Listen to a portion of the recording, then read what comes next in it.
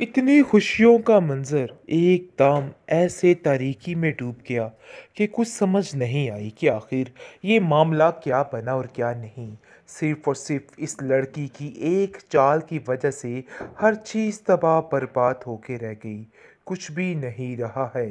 जैसा कि आपने देखा कि इस औरत ने हर चीज़ मरिया मेट कर डाली है।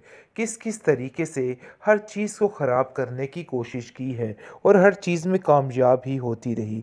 जिस तरीके से इसने अरहम का दिल तोड़ा और दूसरे घरवालों का दिल तोड़ा, साकिब पर इल्ज़ाम लगाकर इसने अच्छा नहीं किया। लेकिन बड़ी चालाकी से हर चीज़ को रानी ने इस तरीके से सँभाला कि किसी को कुछ समझ नहीं आई कि आखिर माजरा क्या हुआ है। और सबको ऐसा लग रहा है कि वाक़ई में ये सब कुछ बिल्कुल ठीक है। साकिब बहुत शुक्रिया अदा करने की कोशिश कर रहा है और कहता है कि मुझे आप लोगों का बहुत शुक्रिया अदा करना है। जिस पर रानी की माँ कहती है कि बेटा ये तो हमारा फ़र्ज़ था, क्योंकि रानी तुम लोगों की वाक़ई में बहुत तारीफ़ करती है और दिल से इज़्ज़त करती है, इसलिए मैं कभी भी आप लोगों को पीछे नहीं कर सकती हूँ। बहरहाल जी, आप देखेंगे कि बहुत सख्त रो रही है रम की माँ और कहती है कि मेरे इस वीराने को तुम ही दूर कर दो। मैं तो उन लोगों से छुटकारा पाना चाहती हूँ।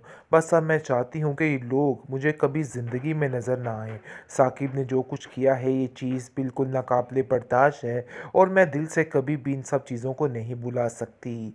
लेकिन जी, आप देखेंगे कि रानी की माँ कहती है कि आखिर असल माजरा है क्या? तुम मुझे क्या कहना चाहती हो? आगे से वो कहती है कि रानी को इस घर में भेज दो। मैं बस यही चाहती हूँ ताकि सारे मामला ठीक हो जाएँ। जिसको सुनकर रानी की माँ हैरान हो जाती है और कहती है कि तुम कैसी बातें कर रही हो?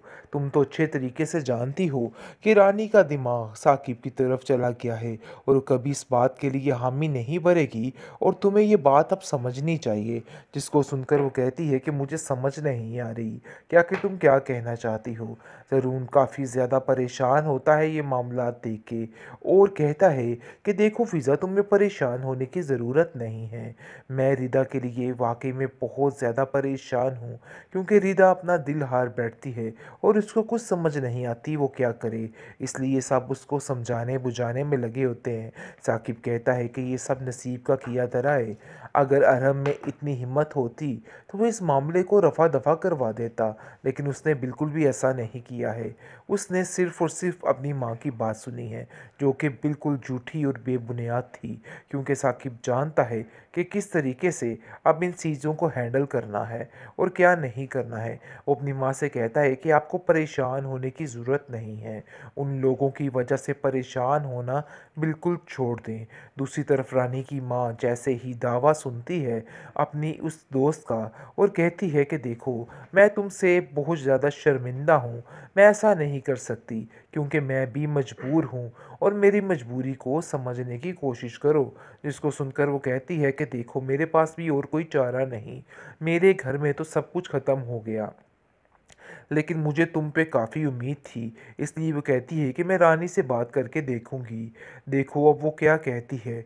भई आखिरी फ़ैसला उसका अपना ही होगा, क्योंकि मैं जानती हूँ कि वो कभी इस बात के लिए राज़ी नहीं होगी, क्योंकि जिस तरीके से सबके सामने खड़े होकर उसने साथ दिया है साकिब का, ये बात तो बिल्कुल वाज़िया है कि ऐसा हरगिज़ नहीं होगा।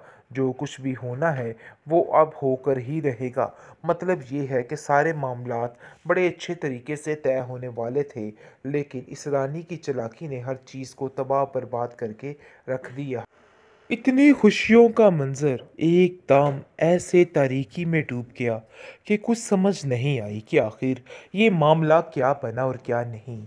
सिर्फ़ और सिर्फ़ इस लड़की की एक चाल की वजह से हर चीज़ तबाह बर्बाद होके रह गई। कुछ भी नहीं रहा है। जैसा कि आपने देखा कि इस औरत ने हर चीज़ मरिया मेट कर डाली है। किस-किस तरीके से हर चीज़ को ख़राब करने की कोशिश की है और हर चीज़ में कामयाब ही होती रही। जिस तरीके से इसने अरहम का दिल तोड़ा और दूसरे घरवालों का दिल तोड़ा, साकिब पर इल्ज़ाम लगाकर इसने अच्छा नहीं किया। लेकिन बड़ी चालाकी से हर चीज़ को रानी ने इस तरीके से सँभाला कि किसी को कुछ समझ नहीं आई कि आखिर माजरा क्या हुआ है और सब सबको ऐसा लग रहा है कि वाक़ई में ये सब कुछ बिल्कुल ठीक है। साकिब बहुत शुक्रिया अदा करने की कोशिश कर रहा है और कहता है कि मुझे आप लोगों का बहुत शुक्रिया अदा करना है। जिस पर रानी की माँ कहती है कि बेटा ये तो हमारा फ़र्ज़ था, क्योंकि रानी तुम लोगों की वाक़ई में बहुत तारीफ़ करती है और दिल से इज़्ज़त करती है, इसलिए मैं कभी भी आप लोगों को पीछे नहीं कर सकती हूँ। बहरहाल जी, आप देखेंगे कि बहुत सख्त रो रही है रम की माँ और कहती है कि मेरे इस वीराने को तुम ही दूर कर दो। मैं तो उन लोगों से छुटकारा पाना चाहती हूँ। बस अब मैं चाहती हूँ कि ये लोग मुझे कभी ज़िंदगी में नज़र ना आएँ। साकिब ने जो कुछ किया है ये चीज़ बिल्कुल नाकाबिले बर्दाश्त है और मैं दिल से कभी भी इन सब चीज़ों को नहीं भुला सकती। लेकिन जी, आप देखेंगे कि रानी की माँ कहती है कि आखिर असल माजरा है क्या? तुम मुझे क्या कहना चाहती हो? आगे से वो कहती है कि रानी को इस घर में भेज दो। मैं बस यही चाहती हूँ ताकि सारे मामला ठीक हो जाएं। जिसको सुनकर रानी की माँ हैरान हो जाती है और कहती है कि तुम कैसी बातें कर रही हो? तुम तो अच्छे तरीके से जानती हो कि रानी का दिमाग साकिब की तरफ चला गया है और वो कभी इस बात के लिए हामी नहीं भरेगी और तुम्हें ये बात अब समझनी चाहिए। जिसको सुनकर वो कहती है कि मुझे समझ नहीं आ रही कि आखिर तुम क्या कहना चाहती हो। ज़रून काफ़ी ज़्यादा परेशान होता है ये मामला देख के और कहता है कि देखो फ़िज़ा, तुम्हें परेशान होने की ज़रूरत नहीं है। मैं रिदा के लिए वाक़ई में बहुत ज़्यादा परेशान हूँ, क्योंकि रिदा अपना दिल हार बैठती है और उसको कुछ समझ नहीं आती वो क्या करे। इसलिए सब उसको समझाने बुझाने में लगे होते हैं। साकिब कहता है कि ये सब नसीब का किया धरा है। अगर अरहम में इतनी हिम्मत होती तो वो इस मामले को रफ़ा दफ़ा करवा देता, लेकिन उसने बिल्कुल भी ऐसा नहीं किया है। उसने सिर्फ़ और सिर्फ़ अपनी माँ की बात सुनी है, जो कि बिल्कुल झूठी और बेबुनियाद थी, क्योंकि साकिब जानता है कि किस तरीके से अब इन चीज़ों को हैंडल करना है और क्या नहीं करना है। वो अपनी माँ से कहता है कि आपको परेशान होने की ज़रूरत नहीं है। उन लोगों की वजह से परेशान होना बिल्कुल छोड़ दें। दूसरी तरफ रानी की माँ जैसे ही दावा सुनती है अपनी उस दोस्त का और कहती है कि देखो, मैं तुमसे बहुत ज़्यादा शर्मिंदा हूँ। मैं ऐसा नहीं कर सकती, क्योंकि मैं भी मजबूर हूँ और मेरी मजबूरी को समझने की कोशिश करो। जिसको सुनकर वो कहती है कि देखो, मेरे पास भी और कोई चारा नहीं। मेरे घर में तो सब कुछ ख़त्म हो गया, लेकिन मुझे तुम पे काफ़ी उम्मीद थी, इसलिए वो कहती है कि मैं रानी से बात करके देखूँगी। देखो अब वो क्या कहती है। भई आखिरी फ़ैसला उसका अपना ही होगा, क्योंकि मैं जानती हूँ कि वो कभी इस बात के लिए राज़ी नहीं होगी, क्योंकि जिस तरीके से सबके सामने खड़े होकर उसने साथ दिया है साकिब का, ये बात तो बिल्कुल वाज़िया है कि ऐसा हरगिज़ नहीं होगा। जो कुछ भी होना है वो अब होकर ही रहेगा। मतलब ये है कि सारे मामलात बड़े अच्छे तरीके से तय होने वाले थे, लेकिन इस रानी की चालाकी ने हर चीज़